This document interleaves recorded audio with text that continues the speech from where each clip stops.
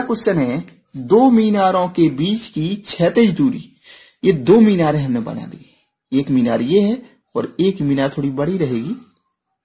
दो मीनारों के बीच की दूरी कितनी है? 50√3 है, मीटर में है, ठीक है। और दूसरी मीनार की चोटी से पहली मीनार की चोटी का अवनमन कोण है ना, यहां पर ध्यान देना, अवनमन कोण कितना है? 30 डिग्री है। तो ये दूसरी मीनार की चोटी से पहली मीनार की चोटी का अवनमन कोण कितना है? ये वाला 30 डिग्री, ठीक है। तो हम यहां पर एक ऐसे डॉट डॉट करके एक लाइन खींच सकते हैं, खींच दी हमने। तो यदि दूसरी मीनार की ऊंचाई 160 मीटर हो, दूसरी मीनार की ऊंचाई कितनी है? टोटल 160 मीटर, ठीक है। तो पहली वाली मीनार की ऊंचाई ज्ञात करो, तो ये वाली हमें ज्ञात करना है, क्लियर।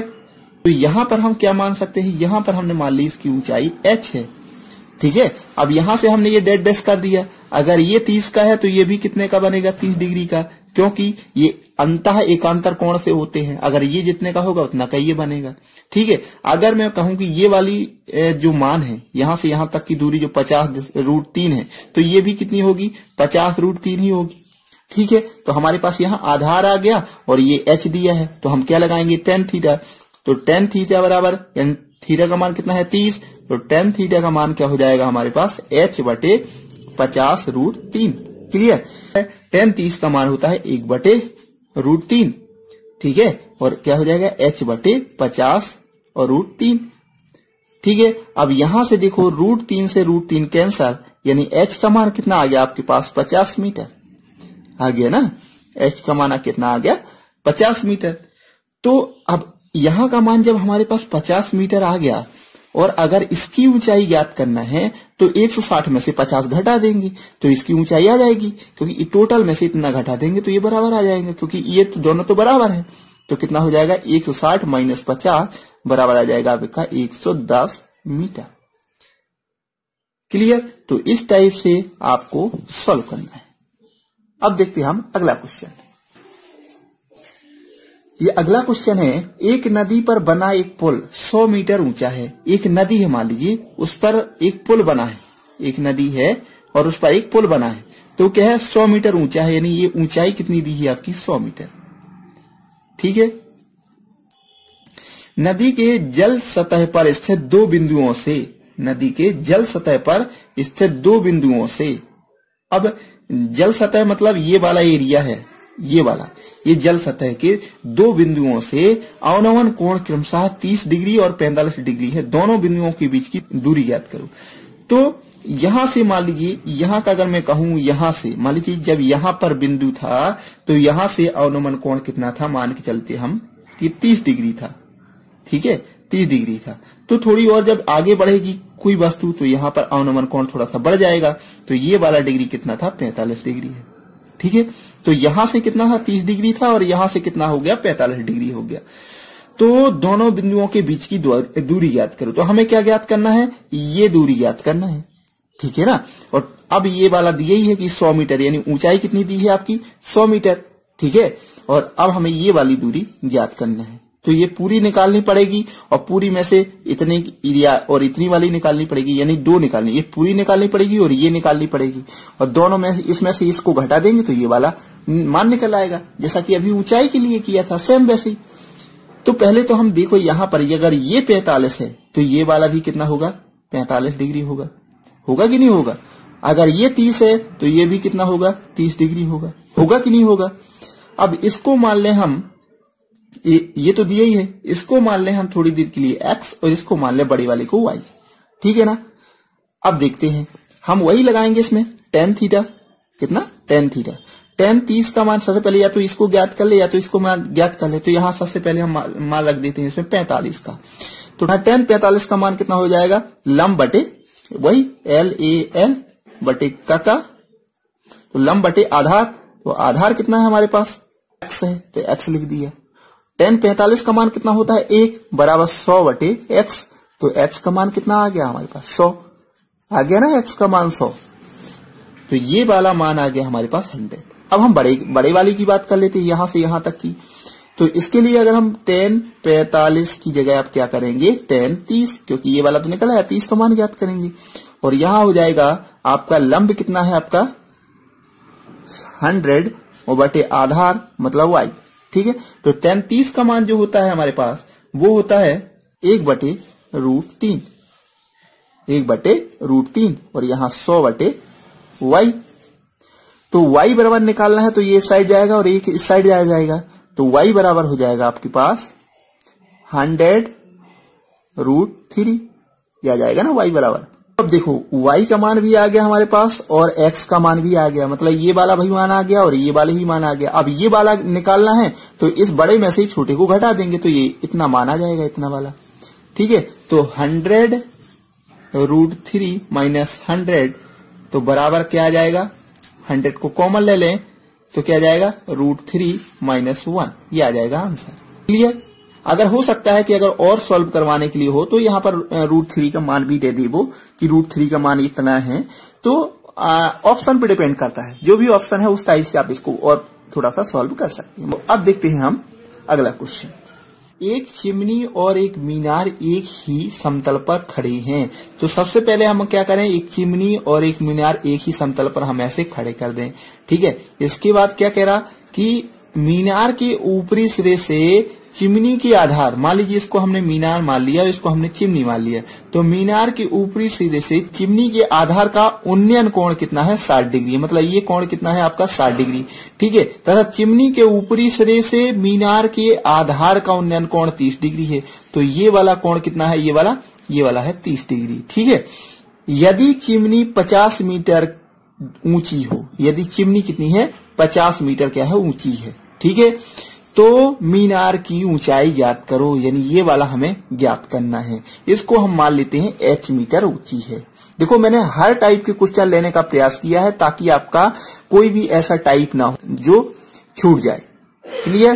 तो अब देखते हैं हम, यहाँ पर दोनों के बीच की दूरी नहीं दी है तो यहाँ पर हम इसको भी x मान लेते हैं। ठीक है, क्योंकि दोनों के बीच की दूरी नहीं दी है। तो यहाँ पर देखो ये भी नहीं दिया और यहाँ पर इसकी ऊंचाई भी नहीं दिया, तो हम कैसे निकालेंगे, वही कुछ नहीं, लेकिन इसमें देखो ये 50 मीटर है और ये x मान लेंगे तो यहाँ से इसका थीटा दिया है, तो यहाँ से ये मान निकाले आएगा कि नहीं, तो वही हम निकालेंगे यहाँ पर tan थीटा।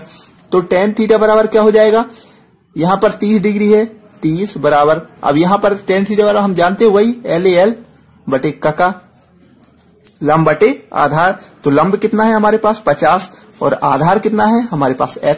तो tan 30 का मान क्या होता है हम जानते हैं कि 1/√3, तो tan के तो आप मान बिल्कुल आपके दिमाग में होना ही चाहिए, सारे मान 0 के 30 के 60 के 45 के 90 के।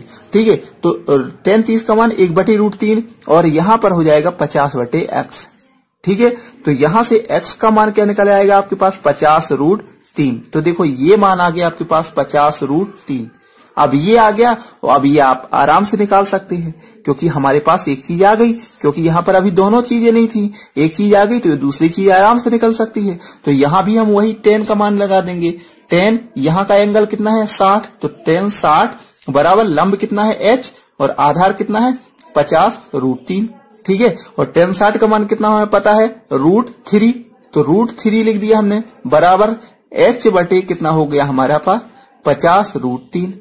क्लियर। तो यहाँ पर h का मान कितना आ जाएगा आपके पास, h का मान आ जाएगा ये यहाँ इंटू हो जाएगा 50√3 और √3, तो यानी हमारे पास यहाँ पर कितना हो जाएगा 3, इससे मिलकर के क्या बन जाएगा 3। ठीक है, तो 50 3 150, 50 का 3 में गुणा करेंगे कितना हो जाएगा 150, यही तो आंसर है। क्लियर। तो इस टाइप से यदि क्वेश्चन आता है तो आपको ऐसे सॉल्व करना है। अब देखते हैं हम एक और टाइप का कि किस टाइप से और क्वेश्चन बन सकते हैं। ये अगला टाइप है, एक भवन पर एक झंडा लगा है, तो ये हम भवन बना दें और उस भवन पर एक झंडा लगा दें। एक भवन पर यहां तक मान लीजिए भवन है और इसके ऊपर का झंडा है। एक भवन पर एक झंडा लगा है, भवन के आधार से जाने वाले समतल पर स्थित किसी बिंदु से झंडे के शिखर और आधार के अवनमन कोण क्रमशः 45 डिग्री और 30 डिग्री है। यदि भवन 40 मीटर ऊंचा है तो झंडे की ऊंचाई ज्ञात करो। तो यहाँ पर ये भवन कितना दिया है 40 मीटर, यहाँ से यहाँ तक का दे दिया उसने 40 मीटर ऊंचा है। कितना है 40 मीटर ऊंचाई, यहां तक की ऊंचाई उसने दे दी और यहां का मान हमें नहीं पता, लेकिन यहां से जो डिग्री कोण बनता है ये वाला कोण एंगल, ये अंदर वाला जो एंगल है वो कह रहा, यहां पर देखो अवनमन कोण, तो ये वाला उसने दे दिया। यहां से अगर हम डैश डैश करके आगे को थोड़ा सा बढ़ा दें तो ये वाला अवनमन कोण कितना है किमसा, ये 30 डिग्री है। और ये ऊपर से झंडे के शिखर वाला अवनमन कोण कितना कह रहा, वो झंडे के शिखर से देख लो अवनमन कोण, तो यहाँ अवनमन कोण हमने बताया था कि ये वाला बनता है। अवनमन कोण कहाँ बनता है, ये ऊपर वाला, तो ये कितना दिया है उसने 45 डिग्री एंगल। तो ये 45 डिग्री है, तो ये बड़ा वाला कितना हो जाएगा 45 डिग्री, ठीक है। और ये अंदर छोटा वाला 30 डिग्री हो जाएगा, क्योंकि हम जानते हैं अंतः एकांतर कोण से ये दोनों बराबर होंगे, ठीक है। अब हमें ये अगर ये पूरा हमें नहीं पता तो इसको हम मान लेते हैं h। तो यहाँ का मान इस बड़े में से इस छोटे को घटा देंगे, ये पहले भी हम कर चुके हैं लेकिन वो थोड़ा सा अलग टाइप का था, वहां उन्नयन कोण दिया था, यहाँ पर अवनमन कोण है, क्लियर। तो सबसे पहले हम यहाँ पर लगाएंगे, इसका भी मान नहीं पता, हमने इसको x मान लिया, लेकिन अब यहाँ देखो अंदर वाले में ये वाला मान हमें पता है, ये नहीं पता तो आराम से निकल आएगा। अगर हम पहले बड़ा वाला लेंगे तो ना तो हमें ये पता ना तो ये पता, तो नहीं निकलेंगे। तो इसलिए सबसे पहले हमें अंदर वाला लेना पड़ेगा, यानी 30 का मान बराबर कितना, वही हम जानते हैं लंब बटे LAL, तो लंब बटे और आधार, ठीक है। तो आधार कितना हमारे पास x, और tan 30 का जो मान होता है वो हम जानते हैं कि tan 30 का मान होता है 1/√3, ठीक है। और यहां पर हो जाएगा 40/x, तो x बराबर कितना हो जाएगा 40√3। ये आ गया हमारे पास क्या, यहाँ का मान 40√3, यहाँ का कितना आधार का। अब हमारे पास आधार आ गया तो हम बड़े वाले की ऊंचाई भी निकाल सकते हैं। अब यहां पर हम रख देंगे tan 45 का मान, तो tan 45 बराबर क्या हो जाएगा, लंब कितना है h और आधार कितना हमारे पास 40√3, ठीक है। तो ये अगर एक बराबर हो जाएगा h/40√3, तो ये यहां चला जाएगा, तो h बराबर क्या आ गया हमारे पास 40√3, ये आ गया h का मान। अब h का मान आ गया और यहां तक दिया है 40√3 में से, और 40 अगर हम माइनस कर दें तो ये इतने की ऊंचाई आ जाएगी, झंडे की ऊंचाई, क्लियर। तो यही तो हमें ज्ञात करना था। तो यहां हम झंडे की ऊंचाई बराबर क्या हो जाएगा, झंडे की ऊंचाई बराबर क्या हो जाएगा 40√3 माइनस 40 बराबर क्या हो जाएगा आपके साथ 40, और यहां पर √3 - 1, ये हो जाएगा आंसर, क्लियर। तो इस टाइप से यदि क्वेश्चन आता है तो आपको ऐसे सॉल्व करना।